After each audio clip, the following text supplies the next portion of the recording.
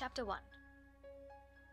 It is a truth universally acknowledged that a single man in possession of a good fortune must be in want of a wife.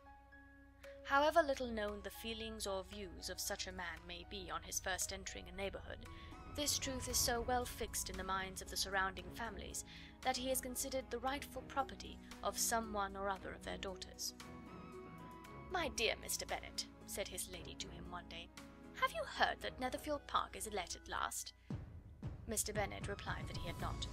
"But it is," returned she, "for Mrs. Long has just been here, and she told me all about it." Mr. Bennet made no answer. "Do you not want to know who has taken it?" cried his wife impatiently. "You want to tell me, and I have no objection to hearing it." This was invitation enough.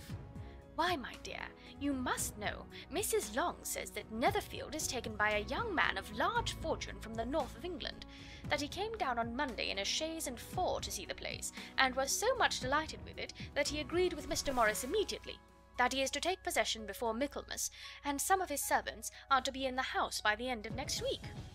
"And what is his name?" "Bingley." "Is he married or single?" "Oh, single, my dear, to be sure.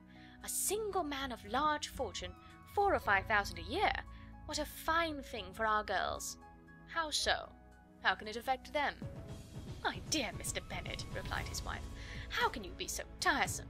You must know that I am thinking of his marrying one of them." "Is that his design in settling here?" "Design? Nonsense! How can you talk so? But it is very likely that he may fall in love with one of them, and therefore you must visit him as soon as he comes." "I see no occasion for that. You and the girls may go, or you may send them by themselves, which perhaps will be still better, for as you are as handsome as any of them, Mr. Bingley may like you the best of the party."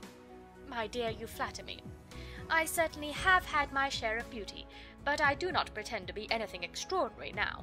When a woman has 5 grown-up daughters, she ought to give over thinking of her own beauty." "In such cases a woman has not often much beauty to think of."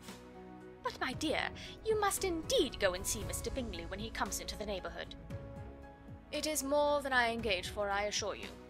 "But consider your daughters. Only think what an establishment it would be for one of them. Sir William and Lady Lucas are determined to go, merely on that account, for in general, you know, they visit no newcomers. Indeed you must go, for it will be impossible for us to visit him if you do not." "You are over-scrupulous, surely. I dare say Mr. Bingley will be very glad to see you, and I will send a few lines by you to assure him of my hearty consent to his marrying whichever he chooses of the girls, though I must throw in a good word for my little Lizzie."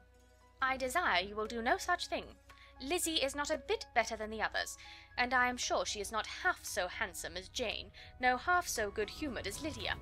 But you are always giving her the preference." "They have none of them much to recommend them," replied he. "They are all silly and ignorant like other girls, but Lizzie has something more of quickness than her sisters." "Mr. Bennet, how can you abuse your own children in such a way? You take delight in vexing me.